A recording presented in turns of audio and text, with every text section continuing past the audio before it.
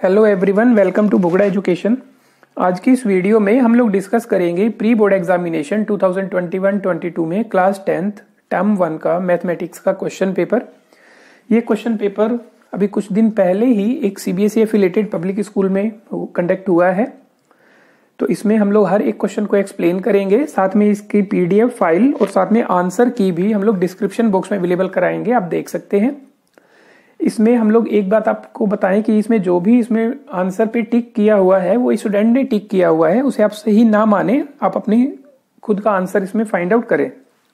तो पहले हम जनरल इंस्ट्रक्शंस देखते हैं कि इसमें 3 पार्ट है, ए बी सी। सेक्शन ए में 20 क्वेश्चन है जिसमें आपको 16 क्वेश्चन अटेम्प्ट करने हैं, हर क्वेश्चन 1 मार्क का है। सेक्शन बी में 20 क्वेश्चन है जिसमें से आपको 16 क्वेश्चन अटेम्प्ट करने हैं, वो भी हर एक क्वेश्चन 1 मार्क का है। सेक्शन सी में हमारे पास केस बेस्ड स्टडीज के 2 क्वेश्चन हैं जिसमें 10 क्वेश्चंस हैं, लेकिन आपको उसमें 8 क्वेश्चन अटेम्प्ट करने हैं। यहाँ पे हम आपको हर एक क्वेश्चन अटेम्प्ट करके बताएंगे। तो देखते हैं इसमें section A, question number 1, the value of tan 30 degree upon cot 60 degree. तो यहाँ पे हमें इसकी वैल्यू फाइंड आउट करनी है। तो देखिए, हम टेबल से अगर देखेंगे तो tan 30 की जो वैल्यू है वो 1/√3 है और जो cot 30 की वैल्यू है वो भी 1/√3 है। दोनों को कैंसिल आउट करके हम 1 बता सकते हैं। तो जो 1 है वो यहाँ पे ऑप्शन डी है। Question number 2, which of the following can be the probability of an event. यहाँ पे हमें बताना है कि किसी भी इवेंट की प्रोबेबिलिटी इनमें से क्या हो सकती है। तो पहली बात तो देखिए, जो प्रोबेबिलिटी है वो हमारे पास नेगेटिव नहीं हो सकती, मोर देन 1 नहीं हो सकती, और इसमें जो इम्प्रॉपर फ्रैक्शन में नहीं हो सकती। तो यहाँ पे नेगेटिव को हम लोगों को छोड़ना होगा। ये 1.4 जो कि मोर देन 1 है, इसे हमें छोड़ना होगा। 5/4 जो इम्प्रॉपर फ्रैक्शन में है उसे हमें छोड़ना होगा। तो 25/26 जो हमारे पास प्रॉपर फ्रैक्शन में है वही उसकी प्रोबेबिलिटी हो सकती है। Question number 3, if 2 sin square a minus cos square equals to 2 then a is. इसमें हमको बताना है कि इसमें a की वैल्यू क्या होगी। तो यहाँ पे आप लोग देखिए कि यहाँ पे हम इनको कन्वर्ट कर देंगे, या तो इन सभी को साइन में कन्वर्ट करेंगे या कोस में कन्वर्ट करेंगे। तो जो क्वेश्चन हमारे पास है वो है 2 sin square a minus cos square equals to 2। तो हम क्या करेंगे, 2, अब यहाँ पे जो साइन स्क्वायर है उसे हम 1 माइनस कोस स्क्वायर लिख सकते हैं, क्योंकि यहाँ पे हमारे पास एक आइडेंटिटी है sine square theta plus cos square theta equals to 1। तो अगर मैं इसमें साइन स्क्वायर को राइट हैंड साइड में शिफ्ट करूं तो हमारे पास आता है cos square is equal to 1 minus sine square, और अगर हम कोस स्क्वायर को शिफ्ट कर दें तो sine square theta is equal to 1 minus cos square theta. आप इन आइडेंटिटी को याद रख लीजिए, काफी क्वेश्चंस में हमें ये अप्लाई करनी होती है। 2 से मल्टीप्लाई किया, 2 minus 2 cos square a minus cos square a equals to 2।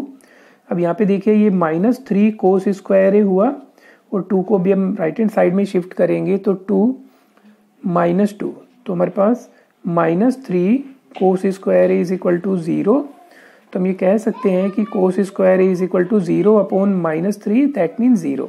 तो यहाँ पे जो हमारे पास कोस ए की वैल्यू होगी वो भी 0 होगी। स्क्वायर हम लोगों ने हटा दिया, तो कोस ए की जो वैल्यू है वो 0 कब होगी, अगर हम इसे कोस 90 डिग्री लिखेंगे। तो दैट मीन्स जो एंगल है वो इक्वल होगा एंगल ए 90 डिग्री के, और इसमें जो 90 डिग्री है वो ऑप्शन बी है।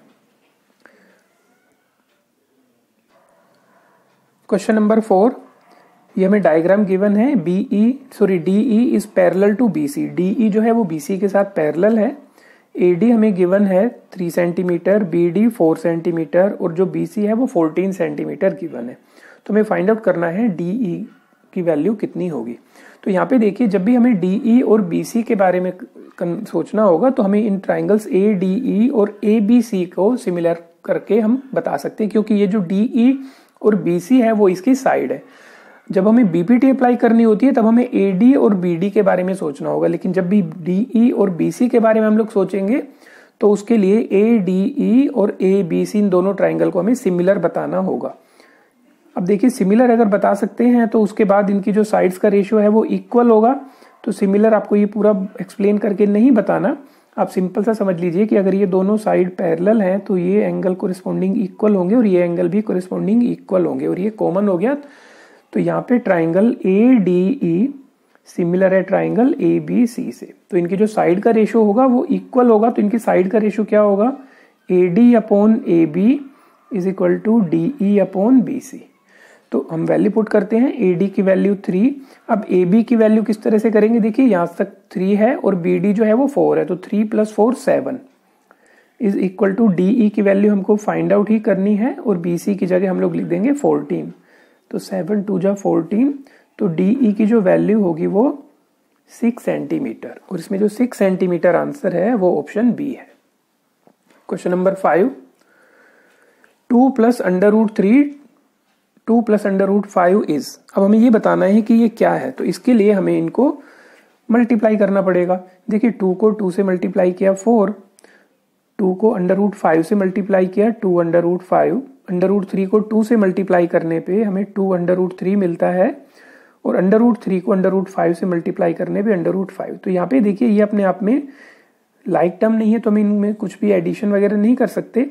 तो ये अपने आप में बना एक इररेशनल नंबर, क्योंकि ये अंडर में ही रिप्रेजेंट होता है पूरा क्वेश्चन। तो क्वेश्चन नंबर 5 में c part an irrational number.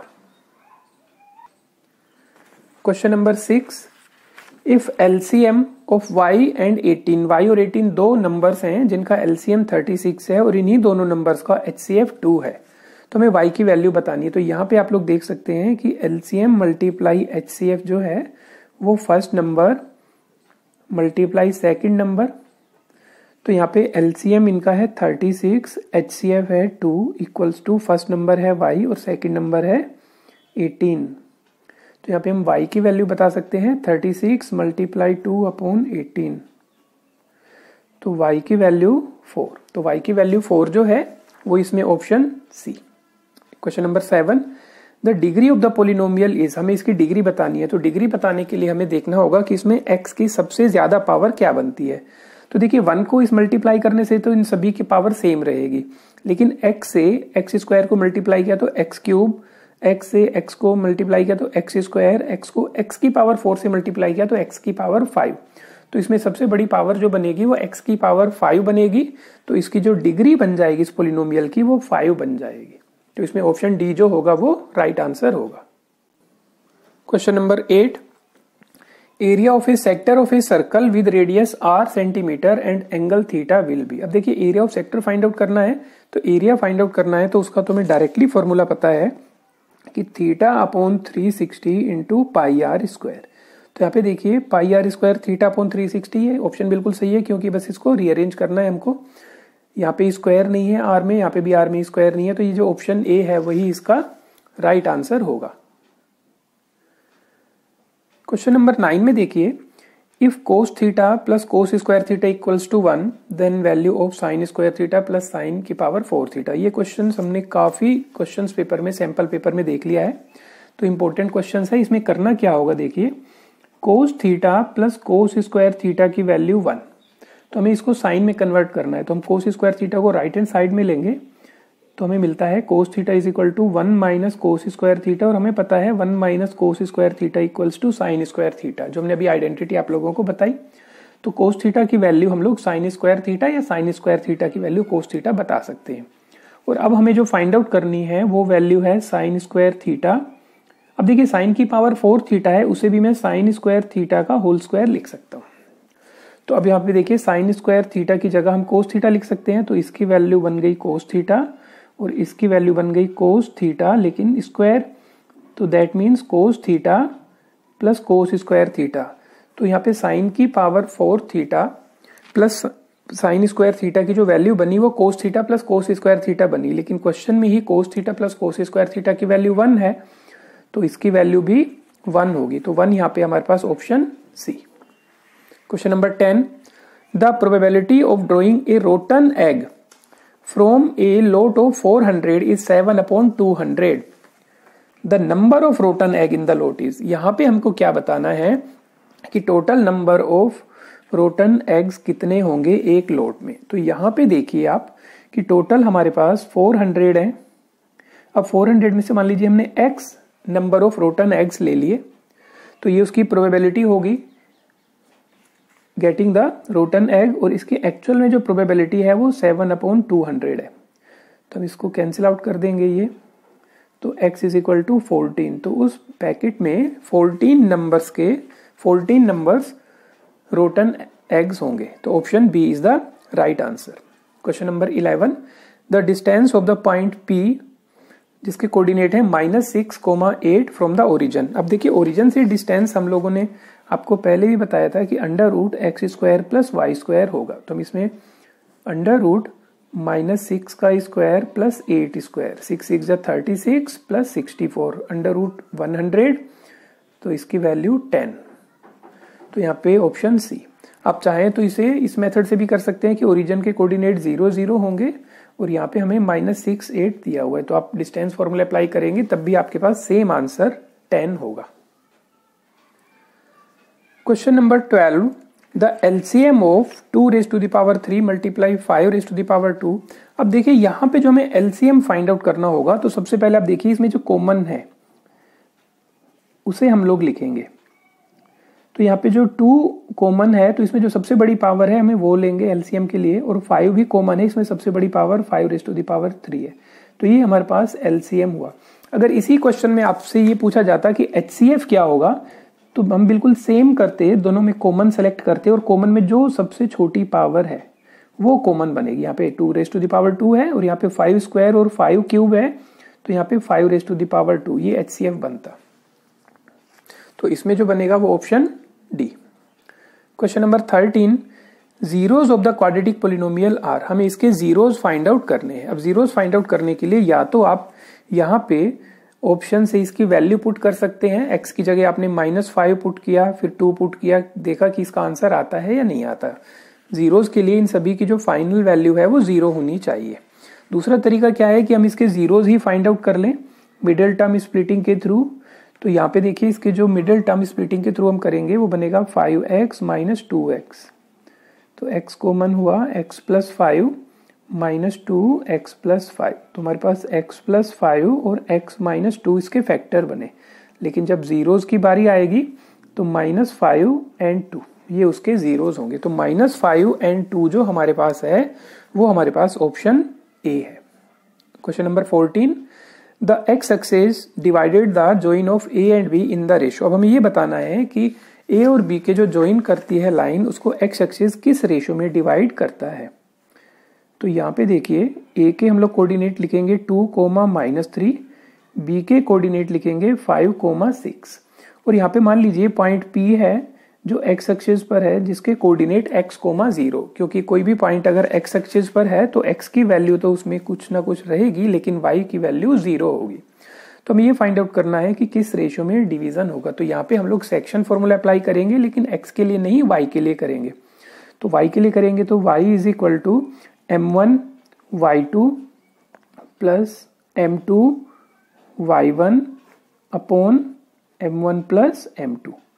तो यहाँ पे हम लोगों ने क्रॉस मल्टीप्लाई किया तो 0 हो गया, तो 6m1 - 3m2 = 0। तो यहाँ पे 6m1 = 3m2। यहाँ पे बच्चे थोड़ा सा कंफ्यूज होंगे, वो बोलेंगे m1 और m2 का जो रेशो होगा वो 6 और 3 बन जाएगा, तो वो एक्चुअल में नहीं होगा। तो देखिए m2 को आप लेफ्ट हैंड साइड में शिफ्ट करेंगे तो यहाँ पे डिवाइड हो जाएगा, और 6 को आप राइट हैंड साइड में शिफ्ट करेंगे तो भी डिवाइड होगा। तो हम लिख सकते हैं m1/m2 = 3/6, दैट मीन्स 1:2। तो यहाँ पे जो 1:2 है वो ऑप्शन ए है। Question number 15, the decimal expansion of 123 divided by 120 will terminate after how many places of decimal. तो सबसे पहले हम लोग इसमें देखेंगे कि कुछ कैंसिल आउट कर सकते हैं, क्या हम सिंप्लीफाई कर सकते हैं, दोनों ही 3 से डिविजिबल हैं।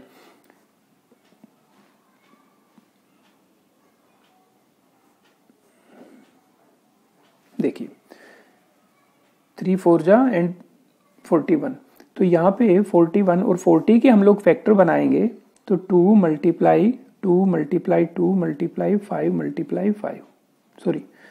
× 1, ये 40 के फैक्टर बने।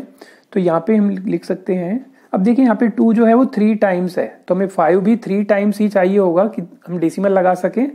तो 2 raise to the power 3 multiply 5 raise to the power 1। तो 2 और 5 के फैक्टर में जिसकी पावर सबसे ज्यादा होगी और जो सबसे ज्यादा पावर होगी उतने डेसिमल के बाद इसमें लगेगा। तो इसमें आफ्टर 3 डेसिमल पॉइंट्स तो यह टर्मिनेट हो जाएगा।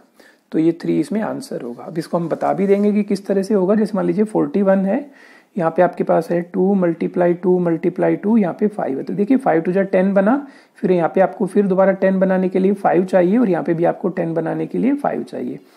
उसी से फिर आप न्यूमरेटर को भी मल्टीप्लाई करेंगे तो 41 मल्टीप्लाई 25 अपॉन, अब नीचे देखिए मल्टीप्लाई 10, इन दोनों का मल्टीप्लाई भी 10, इन दोनों का मल्टीप्लाई भी 10। तो यहाँ पे आप जब डिवाइड डेसिमल लगाएंगे तो 1 2 3 पॉइंट्स को आप लोग छोड़ के यहाँ पे डेसिमल आप लगा देंगे तो यहाँ पे कोई भी नंबर लिखे जाएंगे। तो आफ्टर 3 डेसिमल प्लेसेस ये टर्मिनेट होगा। Question number 16, the father's age is 6 times his son's age. तो हम यहाँ पे कह सकते हैं कि जो फादर और सन की एज में जो रिलेशन है, अगर इसकी एज हम लोग x मान ले तो इसकी एज 6x है, 6 टाइम है। 4 ईयर्स हेंस, 4 साल बाद, the age of the father will be 4 times. अगर 4 साल बाद हम बात करें तो इनकी एज जो है वो 4 टाइम्स रह जाएगी। प्रेजेंट एज बतानी है फादर की और सन की। तो यहाँ पे हम देखेंगे, यहाँ पे पहले एज सन की बताई हुई है, तो यहाँ पे हम लोग ऑप्शन के थ्रू ही फाइंड आउट करेंगे कि यहाँ पे देखिए 4 6 जा 6 टाइम है, 6 6 जा 6 टाइम है, 5 6 जा 36 टाइम है एंड 7 6 जा 42 6 टाइम है। तो ये पहली कंडीशन तो हर एक ऑप्शन पूरी कर रहा है। अब हमें सेकंड कंडीशन की तरफ देखना है कि अगर सन की एज आफ्टर 4 ईयर्स और फादर की एज आफ्टर 4 ईयर्स में क्या 4 टाइम्स का रिलेशन है। अगर इसकी एज आफ्टर हम 4 ईयर्स करें तो 8 ईयर्स होगी, इसकी एज आफ्टर 4 ईयर्स करें तो 28 होगी। तो इसमें 4 टाइम्स नहीं बनता। ऑप्शन बी की बात करें, इसमें एज आफ्टर 4 ईयर्स 10 है, इसमें आफ्टर 4 ईयर्स 40 है, तो ये 4 ईयर्स बन जाता है। तो ऑप्शन बी इसका सही आंसर होगा। इसी तरह से आप ऑप्शन सी और डी को भी चेक कर सकते हैं। तो ऑप्शन बी इसमें राइट आंसर होगा। Question number 17, if 3 vertices of a parallelogram ABCD are ABC, what will be the coordinate of the 4th vertex। तो हमें 4th vertex का बताना है पैरेललोग्राम में। तो देखिए पैरेललोग्राम में क्या कंडीशन हम लोग अप्लाई करेंगे कि जब भी इसमें इस तरह से कोऑर्डिनेट गिवन है और एक कोऑर्डिनेट फाइंड आउट करना है तो हम यहाँ पे A B C D और इनकी वैल्यू पुट करेंगे -2 3 6 7 8 3 और यहाँ पे इसके कोऑर्डिनेट हम लोग XY लेट कर लेते हैं। तो यहाँ पे कंडीशन क्या होगी, यहाँ पे आपको एक बात का ध्यान रखना पड़ेगा कि जो डायगोनल्स हैं पैरेललोग्राम के वो बाइसेक्ट करते हैं एक दूसरे को। तो बाइसेक्ट करते हैं, मान लीजिए पॉइंट P है तो P जो है वो AC का मिड पॉइंट है और P जो है वो BD का भी मिड पॉइंट होगा। और यहाँ पे हम लोग ये कह सकते हैं कि अगर P के कोऑर्डिनेट मान लीजिए 2 और 3 हैं, जो AC का मिड पॉइंट है तो BD के मिड पॉइंट के लिए भी उसके कोऑर्डिनेट 2 3 होंगे, वो कोऑर्डिनेट तो चेंज नहीं होंगे। तो इसका मतलब AC का जो मिड पॉइंट है वही हमारे पास BD का मिड पॉइंट होगा। तो coordinate of mid point of AC हम लोग फाइंड आउट करेंगे मिड पॉइंट सेक्शन फॉर्मूला से। तो -2 + 8/2 एंड 3 + 3/2, ये जो कोऑर्डिनेट है ये BD के अकॉर्डिंग भी करिए 6 + x/2 एंड 7 + y/2। तो अब इसे हम सिंप्लीफाई करेंगे। 3, 3 is equal to 6 + x/2 and 7 + y/2। अब इसे हम x कोऑर्डिनेट इक्वल करेंगे और y कोऑर्डिनेट इक्वल करेंगे। जब हम इसे x कोऑर्डिनेट इक्वल करेंगे तो 6 + x/2 equals to 3 and 7 + y/2 equals to 3। तो 2 3 जा 6, x is equal to 6 - 6 0 and 7 + y is equal to 6, तो y इज इक्वल टू -1। तो हमारे पास 0, -1 कोऑर्डिनेट आए। तो 0, -1 जो है वो हमारे पास option B. Question number 18, the HCF of the least composite and least prime number. देखिए लीस्ट कंपोजिट नंबर होगा 4 और जो लीस्ट प्राइम नंबर है वो है 2। तो इन दोनों का HCF हम लोग फाइंड आउट करेंगे तो 2 HCF होगा। तो 2 यहाँ पे जो है वो option A. Question number 19, on solving 19x + 17y equals to 55 and 17x + 19y equal to 53। देखिए इस तरह के क्वेश्चन को हमें किस तरह से करना है। देखिए x का जो कोफिशिएंट है वो सेकंड इक्वेशन में y का कोफिशिएंट है, और यहाँ पे फर्स्ट में जो y का कोफिशिएंट है वो सेकंड इक्वेशन में x का कोफिशिएंट है। इस तरह के क्वेश्चन अगर आते हैं तो एक तो तरीका क्या है कि ऑप्शन अगर हमें गिवन है तो ऑप्शन में से आप वैल्यू पुट करके देख सकते हैं किसके लिए ये सेटिस्फाई होगा, जो काफी आसान होगा, जो आप यहाँ पे कर सकते हैं। देखिए 19 को 3 से मल्टीप्लाई करना है, 17 को 2 से करना है, 55 शायद नहीं आता क्योंकि बहुत बड़ा हो जाता है। 19 को 3 से मल्टीप्लाई किया 57, और इसको हमने -2 से मल्टीप्लाई किया और सब्ट्रैक्ट किया तो 55 नहीं आएगा। सी के लिए हम लोग देखेंगे 2 और 1, 19 2 जा 38, और यहाँ पे y की वैल्यू की तो 17, तो इनको हम ऐड कर सकते हैं, तो ये हमारे पास 55 हो गया। अब सेकंड में भी हम लोग पुट करके दे सकते हैं, 17 2 जा 34 प्लस 19, तो ये हमारे पास हो गया 53। तो इसमें ऑप्शन सी ही हमारे पास सही आंसर होगा। दूसरा तरीका क्या है इस तरह के क्वेश्चन को अटेम्प्ट करने का कि हमें 19x plus 17y is equal to 55 and 17x plus 19y is equal to 53 है। इन इक्वेशन को हम 1 और 2 लेट कर लेंगे, उसके बाद हम लिखेंगे ऐड इक्वेशन 1 एंड इक्वेशन 2। इस तरह से हमारे पास इक्वेशन 3 बन जाएगी, और फिर उसके बाद इक्वेशन 1 में से इक्वेशन 2 को हम सब्ट्रैक्ट कर देंगे, इक्वेशन 4 बन जाएगी। आप देखेंगे कि इक्वेशन काफी इजी बन जाती है। जैसे यहाँ पे इक्वेशन को हम ऐड करेंगे तो 36x plus 36y is equal to 108, तो इसको हम लोग थोड़ा सा सिंप्लीफाई करेंगे तो x plus y is equal to 3। दूसरी इक्वेशन सब्ट्रैक्ट करने पे हमारे पास बनेगी x minus y is equal to 1, तो यहाँ पे हम सिंप्लीफाई करके इजीली वैल्यू फाइंड आउट कर सकते हैं। ये इसका प्रॉपर मेथड है। Question number 20, a box contains cards numbered 6 to 50. A card is drawn at random from the box. The probability that the card has a number which is a perfect square. तो देखिए सबसे पहले 6 to 50। अब यहाँ पे students क्या गलती करते हैं, 6 से 50 तक आपके पास कार्ड हैं तो बोलेंगे 50 माइनस 6, 44 कार्ड्स हो गए। लेकिन 44 कार्ड्स नहीं हुए, आप यूं देखिए 1 2 3 4 5 6, इस तरह से हमारे पास 50 कार्ड हैं, तो टोटल 50 कार्ड बने। उसमें से आपने 1 2 3 4 5 ये 5 कार्ड आपने रिमूव कर दिए, तो आपके पास अब 45 कार्ड्स बने। अगर आप सब्ट्रैक्ट करेंगे तो आपके पास एक नंबर कम आएगा। तो यहाँ पे टोटल नंबर ऑफ कार्ड जो हमारे पास बने वो बने हमारे पास 45। अब इसमें से हमें एक कार्ड लेना है कि वो परफेक्ट स्क्वायर बने। तो परफेक्ट स्क्वायर कौन कौन से होंगे 50 तक, वो टोटल हम लोग लिखेंगे 1 4, 3 का स्क्वायर किया 9, 4 का स्क्वायर करने पे 16, 5 का 25, 6 का 36, 7 का 49। लेकिन इसमें यहाँ पे देखिए 1 और 4 तो ये कार्ड तो हम लोग रिमूव कर चुके हैं, तो हमारे पास जो ये फेवरेबल आउटकम्स बने 1 2 3 4 5 बने। इससे आप कैंसिल आउट करके 1/9 लिख सकते हैं। तो 1/9 जो है इसमें ऑप्शन डी। तो आपने ये देखा कि हमने 20 क्वेश्चन आप लोगों को एक्सप्लेन किए, लेकिन अभी तक इसमें 22-23 मिनट्स ही हमें लगे हैं। तो इस तरह से अगर आप क्वेश्चन पेपर को देखेंगे तो क्वेश्चन पेपर में यहाँ पे हमें 90 मिनट्स गिवन है, तो आप काफी इजीली इस क्वेश्चन पेपर को अटेम्प्ट कर सकते हैं, और लास्ट में आप 5 to 10 मिनट्स इस क्वेश्चन पेपर को रिवाइज करने में भी और OMR शीट को प्रॉपर वे में फिल करने में भी लगा सकते हैं। अब हम देखेंगे सेक्शन बी। सेक्शन बी में भी आपके पास 20 MCQ क्वेश्चन होंगे, जिसमें से आपको 16 क्वेश्चन अटेम्प्ट करने हैं, लेकिन यहाँ पे आपको हम 20 क्वेश्चन ही एक्सप्लेन करके बताएंगे। अब देखिए क्वेश्चन नंबर 21, द वैल्यू।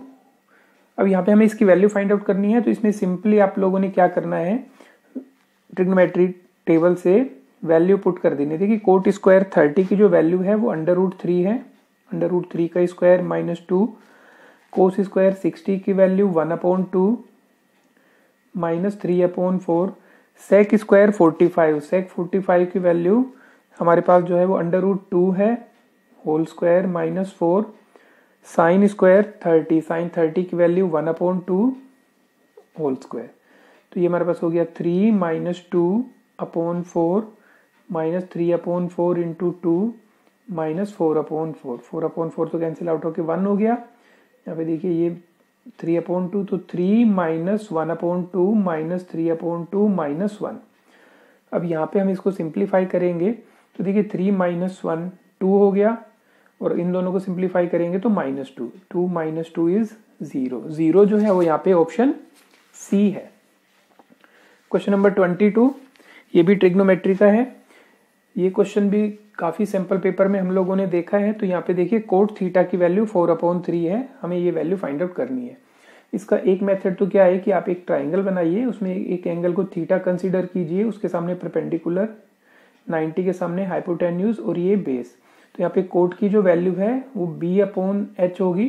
तो यहाँ पे आप इसको 4 और इसे आप 3 पुट कर सकते हैं इसके साथ x लगा के। तो इस तरह से आप इसमें पाइथागोरस से हाइपोटेन्यूज की वैल्यू फाइंड आउट कीजिए और फिर आप इसमें वैल्यू पुट कीजिए। दूसरा मेथड क्या है कि हमारे पास जो ये वैल्यू है इसी को हम लोग कोट में कन्वर्ट कर लेते हैं।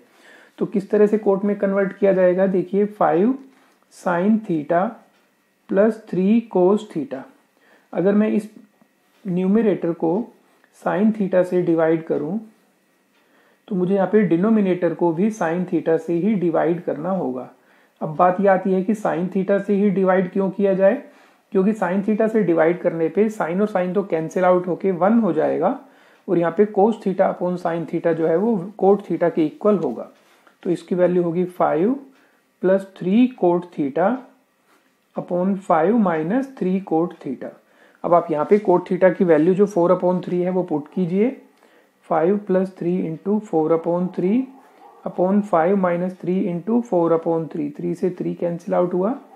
5 + 4 अपॉन 5 - 4। 5 + 4 9 हो गया। तो 9/1 मतलब कि 9 जो वैल्यू है option c is the right answer. Question number 23, if 100 pi centimeter square is the area of a circle then its circumference is। अब यहाँ पे देखिए हमें एरिया गिवन है 100 pi सेंटीमीटर स्क्वायर, हमें सरकमफ्रेंस फाइंड आउट करना है। लेकिन अगर हम ऑप्शन में देखेंगे तो ऑप्शन में भी पाई की फॉर्म में ही है, इसका मतलब हमें पाई की वैल्यू पुट नहीं करनी। तो एरिया को हम लिखेंगे πr² जो कि 100 पाई के इक्वल है। पाई से पाई कैंसिल आउट, r² = 100, तो हम r की वैल्यू 10 ले सकते हैं सेंटीमीटर। अब हमें सरकमफ्रेंस फाइंड आउट करना है। Circumference is 2πr। 2πr की जगह हम लोग 10 पुट करेंगे तो 20 पाई सेंटीमीटर जो होगा वो इसका सरकमफ्रेंस होगा। 20 पाई जो है वो option B. Question number 24, angle described by the minute hand in 1 minute. Angle जो डिस्क्राइब किया मिनट हैंड ने 1 मिनट में वो कितना होगा। तो देखिए जो 1 मिनट हैंड है वो पूरा एक राउंड लगाने में 360 डिग्री एंगल कंप्लीट करेगा, लेकिन साथ में उसको 60 मिनट भी लगेंगे। तो हम ये कह सकते हैं कि जो 60 मिनट में जो कंप्लीट एंगल कवर किया 360 डिग्री, तो 1 मिनट में कितना करेगा 360 डिवाइडेड बाय 60। 6 डिग्री एंगल जो है वो 1 मिनट में मिनट हैंड की जो सुई है वो मिनट हैंड जो है वो कंप्लीट करेगा। तो 6 degree is the answer. Question number 25, for what value of k the following system x + 2y = 3 and 5x + ky + 7 = 0 has unique solution। देखिए यूनिक सॉल्यूशन में क्या होगा कि a1/a2 is not equals to b1/b2, ये condition होगी। तो यहाँ पे हम वैल्यू पुट करेंगे। यहाँ पे a1 है x का कोफिशिएंट 1 और दूसरी इक्वेशन में x का कोफिशिएंट a2, यहाँ पे y का कोफिशिएंट 2 और यहाँ पे y का coefficient k not equals to. तो क्रॉस मल्टीप्लाई किया तो k नॉट इक्वल्स टू 10। तो k not equals to 10 option D. Question number 26, if alpha beta are the zeros of 2x² + 6x - 6 then. तो हमें यहाँ पे ये बताना है कि सम ऑफ जीरोस और प्रोडक्ट ऑफ जीरोस में से कौन बड़ा होगा, इक्वल होंगे, छोटा होगा, ये बताना है। तो सबसे पहले हम इस इक्वेशन के अकॉर्डिंग फाइंड आउट करेंगे सम ऑफ जीरोस मतलब alpha plus beta minus b/a। तो माइनस b का मतलब यहाँ पे है 6, a का मतलब है 2, तो ये हो गया हमारे पास -3। और जो अल्फा बीटा है उसकी वैल्यू है c/a मीन्स -6/2, ये भी -3। तो यहाँ पे हम देखते हैं कि दोनों का सम और दोनों का जो प्रोडक्ट है जीरोस का वो इक्वल है। So option a alpha plus beta equals to alpha beta, ये इसका सही आंसर होगा। Question number 27, the distance between the points P and Q। P और Q पॉइंट का हमें डिस्टेंस फाइंड आउट करना है, जिसमें हम डिस्टेंस फॉर्मूला अप्लाई करेंगे x2 - x1 whole square plus y2 - y1 whole square. तो ये तो 0 हो गया एंड दिस इज 5² तो √25 की वैल्यू 5, तो 5 unit, option d is the right answer. Question number 28, how many face cards are there in a pack of playing cards. तो देखिए जो फेस कार्ड होंगे तो जिनके ऊपर फेस बना हुआ है वो किसके ऊपर बना होगा प्लेइंग कार्ड्स में, जे, क्यू एंड के। और ये हमारे पास 4 कार्ड्स हैं, क्यू एंड के, सारे 4 कार्ड्स हैं। टोटल मिला के 12 हमारे पास फेस कार्ड हुए, जिसमें से 6 ब्लैक कलर के होंगे, 6 रेड कलर के होंगे। तो इसमें टोटल कार्ड पूछे गए हैं फेस कार्ड, तो हम इसमें ऑप्शन देंगे 12। Question number 29, the perimeter of A triangle with vertices this. इसके थ्रू हमें ये बताना है कि इस ट्राइंगल का जो पेरीमीटर क्या होगा। तो इसमें डिस्टेंस फॉर्मूला के थ्रू आप कर सकते हैं, या फिर हम इसको अगर ड्रॉ करें तो देखिए किस तरह से बनेगा, उससे ज्यादा आसान हो जाएगा। 0, 4 ये पॉइंट बना, तो यहाँ से यहाँ तक डिस्टेंस 4 हो गया। 0, 0 ये पॉइंट है एंड 3, 0 ये पॉइंट है, तो ये डिस्टेंस 3। हमने इसको ज्वाइन किया तो देखिए ये 4 है, ये 3 है, 90 डिग्री है। पाइथागोरस से करेंगे तो 5 बनेगा, तो इसका पेरीमीटर बनेगा 5 + 4 + 3, 12 यूनिट। तो यहाँ पे जो 12 है वो हमारे पास option C. Question number 30, 3 points A B C are said to be collinear if. हमें 3 पॉइंट्स ए बी सी को कोलिनियर कह सकते हैं। तो यहाँ पे उसकी कोलिनियर की डेफिनेशन ही है कि अगर 3 पॉइंट्स एक स्ट्रेट लाइन पे हैं तो उन्हें हम कोलिनियर कहते हैं। तो इसमें जो ऑप्शन ए है, they lie on the same straight line, यही अपने आप में इसका आंसर होगा।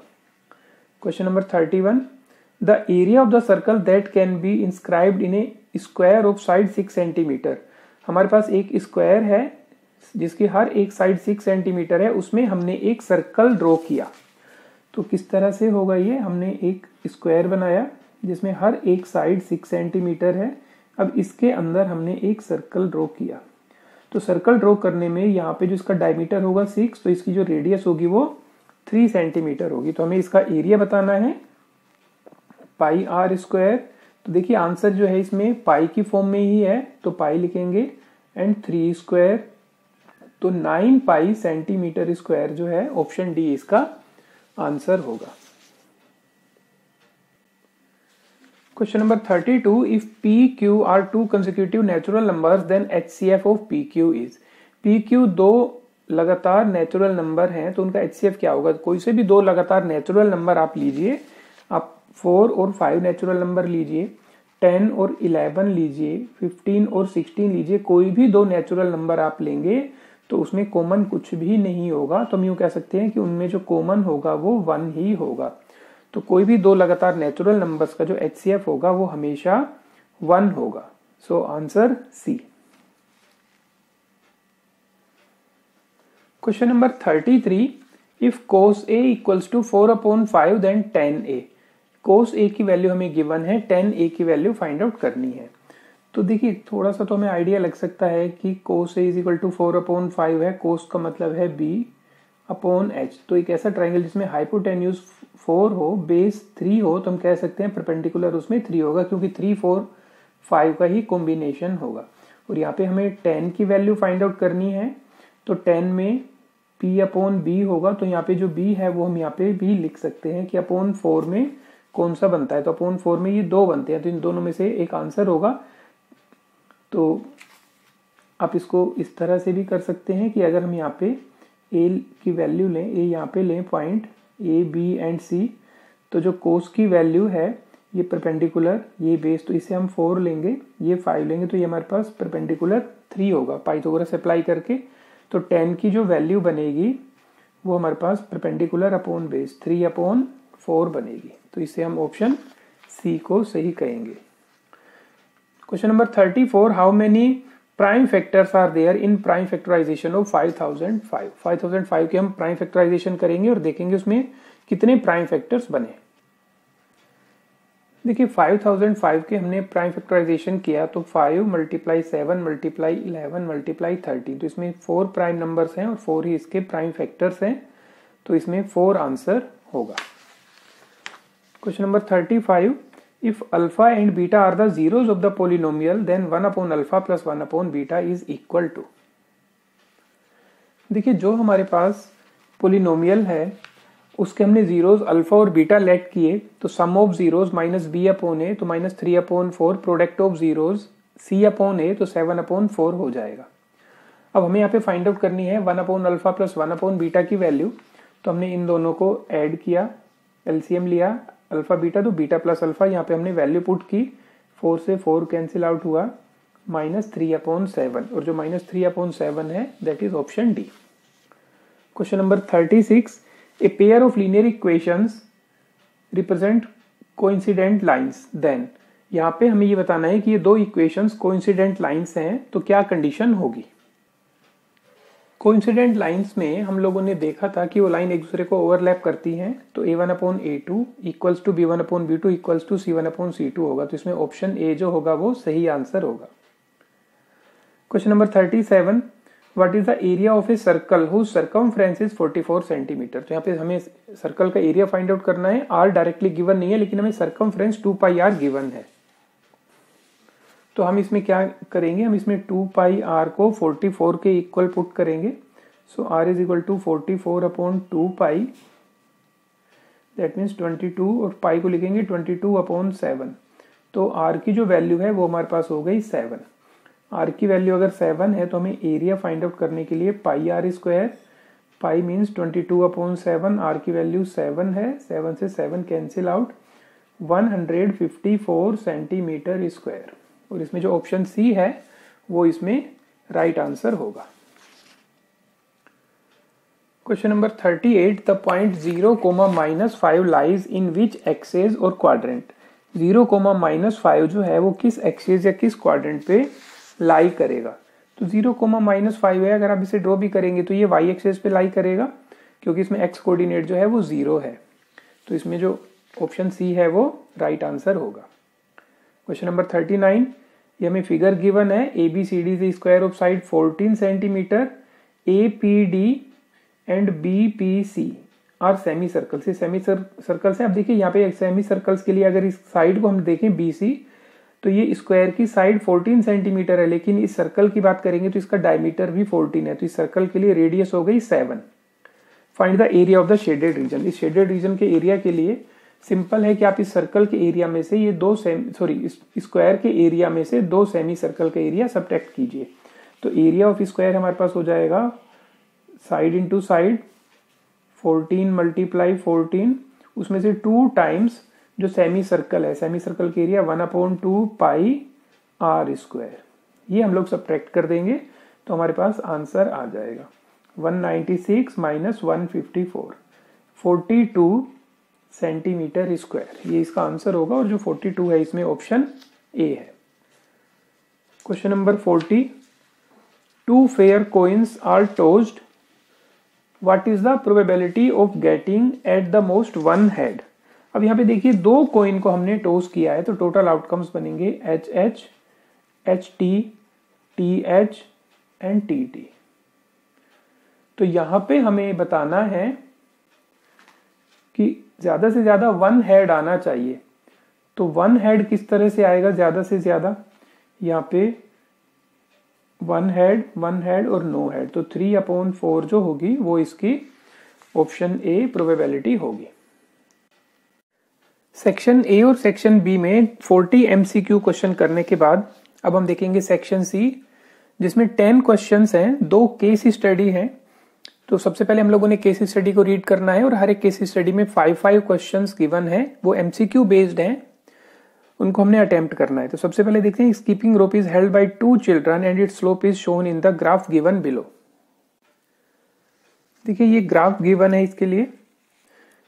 Question number 41, the shape of the rope is in the form of a. देखिए इस तरह की जो शेप बनती है वो आप याद रख लीजिए, वो एक पैराबोलिक शेप होती है, तो हम इसको एक पैराबोला कह सकते हैं। What is the general form of the polynomial having only 2 zeros, जिसमें 2 zeros होंगे, उसका जनरल फॉर्म क्या होगा। तो देखिए ax² + bx + c, ये तो हमने बुक में पढ़ा हुआ है। The sum of the zeros of the polynomial representing given graph is. तो यहाँ पे जो ग्राफ है हमारे पास उसमें देखेंगे zeros, तो zeros एक है -1 और दूसरा है -3, तो हमें उनका सम फाइंड आउट करना है। तो दोनों zeros का सम -3 -1 -4 होगा, option C. Question number 44, the product of the zeros of the polynomial representing given graph, जो भी जीरोज हैं उनका प्रोडक्ट क्या होगा। तो हमने देखा -3 और -1 जीरोज थे, मल्टीप्लाई करेंगे तो 3 आंसर होगा, option A. Question number 45, the expression of the polynomial representing the graph is. अब यहाँ पे देखिए हमारे पास जो जीरोज आए हैं वो -3 और -1 है। चाहे तो आप इसको फैक्टर के थ्रू कर सकते हैं कि उसके फैक्टर x+3 और x+1 होंगे। तो इसमें जो पोलिनोमियल हमारे पास बनेगा वो x² + x + 3x + 3 x² + 4x + 3 बनेगा। या फिर आप इसे इस तरह से भी कर सकते हैं कि x² minus sum of zeros into x plus product of zeros. तो x² यहाँ पे देखिए ये +4x + 3, तो जो इसमें x² + 4x + 3, ऑप्शन बी जो होगा वो इसका राइट आंसर होगा। अब हम देखेंगे केस स्टडी 2। केस स्टडी 2 में देखिए ये Vijay's house, tower and Ajay's house. Vijay is trying to find the average height of a tower near his house. तो यहाँ पे समझने के लिए हम लोग पहले इसमें एक छोटा सा डायग्राम बना देते हैं। ये विजय का हाउस है, ये टावर है, ये अजय का हाउस है। अब यहाँ देखते हैं Vijay is trying to find the average height of a tower near his house. उसके घर के साथ में जो टावर बना हुआ है उसकी हाइट फाइंड आउट करना चाहता है। He is using the properties of similar triangles. The height of Vijay's house is 20 metre. Vijay के जो घर है उसकी हाइट 20 मीटर है। When Vijay's house cast a shadow 10 metre long on the ground, 10 metre long उसकी shadow है। At the same time, the tower cast a shadow 50 metre long on the ground, and the house of Ajay cast 20 metre shadow on the ground. अब इस तरह से हम लोग इन questions को समझेंगे। What is the height of the tower? Tower की height कितनी होगी? टावर की इस हाइट को हम लोग h कंसीडर करेंगे। तो यहाँ पे देखिए 90 डिग्री 90 डिग्री इनकी जो शेडो बनती है वो उसके लिए जो एंगल होगा वो सेम होगा सन का एल्टीट्यूड्स का। तो यहाँ पे फर्स्ट ट्राइंगल और सेकंड ट्राइंगल सिमिलर होंगे तो इनकी साइड का रेशियो इक्वल होगा। सो 20/10 का जो रेशियो होगा दैट इज h/50 का होगा। आप इसे यूं भी कर सकते हैं 20/h एंड 10/50। तो यहाँ से आप कैलकुलेट कर सकते हैं h = 100 मीटर। इस तरह से भी आप कर सकते हैं इसको, h = 100 मीटर। तो टावर की जो हाइट बनी वो हमारे पास 100 metre, option C. Question number 47, what will be the length of the shadow of the tower. अब इस टावर की लेंथ कितनी होगी? वैसे तो हमें टावर की लेंथ 50 मीटर दी हुई है, लेकिन वो कंडीशन चेंज कर रहा है कि टावर की जो शेडो है उसकी लेंथ कितनी होगी when Vijay's house cast a shadow of 12 metre. अब अगर विजय का हाउस जो 10 मीटर है उसकी जगह अगर वो 12 मीटर शेडो करने लग जाए, तो यहाँ पे हमें हाइट तो हमें 100 मीटर गिवन है, तो हमें इसकी शेडो बतानी है। तो इसका मतलब 20/100 का जो रेशियो होगा वही हमारे पास यहाँ पे 12, और अब इस शेडो को हम लोग x कंसिडर कर लेते हैं, अपॉन x होगा। तो आप इसे सिंप्लीफाई कर सकते हैं, x = 60 मीटर। तो जो 60 मीटर है ये option D. 48, what is the height of Ajay's house. Ajay के हाउस की हाइट कितनी होगी? तो यहाँ पे देखिए हमारे पास 20 और 10 का रेशियो है, 20 मीटर 10 मीटर, और यहाँ पे हमें फाइंड आउट करना है, इसको कैपिटल H कंसीडर कर लेते हैं। तो 20 और H का जो कैपिटल H का रेशियो होगा वही हमारे पास 10 और 20 का रेशियो होगा। तो हम हाइट को लिख सकते हैं 40 मीटर। तो 40 मीटर जो है वो ऑप्शन बी। तो अजय के हाउस की जो हाइट बनी वो 40 metre. Question number 49, when the tower cast a shadow of 40 metre same time what will be the length of the shadow of Ajay's house. अब जो टावर है वो यहाँ पे अगर 50 की जगह 40 मीटर शेडो करता है, यहाँ पे तो 100 मीटर टावर है, तो हमें बताना है कि उसी टाइम पे अजय के हाउस की जो शेडो की लेंथ होगी वो कितनी होगी अजय के लिए। इसकी हमें x बताना है, इसे हम y कंसीडर कर लेते हैं। तो यहाँ पे देखिए यहाँ पे हमें हाइट तो गिवन है, यहाँ पे हमें हाइट 100 गिवन है। तो 100 और 40 का जो रेशियो होगा वही हमारे पास यहाँ पे हमें बताया गया है कि 40 और y का रेशियो होगा। तो यहाँ पे हम y की वैल्यू बता सकते हैं 10y is equal to 40 multiply 4, 0 से 0 cancel, y is equal to 16 metre. तो 16 मीटर जो है वो option A. Question number 50, when the tower cast a shadow of 40 metre, अगर टावर जो है वो 40 मीटर शेडो कास्ट करता है, same time what will be the length of the shadow of Vijay's house. इस बार हमको विजय के हाउस की शेडो बतानी है कि वो कितना होगा। तो यहाँ पे 100 और 20 का जो रेशियो है वो इक्वल करना है 40, और इसको हम z कंसीडर कर लेते हैं। z 2 5 जा, और ये 5 से 8 कैंसिल आउट किया तो z is equal to 8 metre. तो z is equal to 8 metre, option D. तो इस तरह से आपको ये पूरा पेपर कंप्लीट करना है। होपफुली आपको समझ में आ गए होंगे। फिर भी अगर आपको किसी भी पॉइंट पे डाउट है तो आप हमें कमेंट सेक्शन में बताइए। वीडियो अच्छी लगी तो अपने फ्रेंड्स के साथ शेयर करें।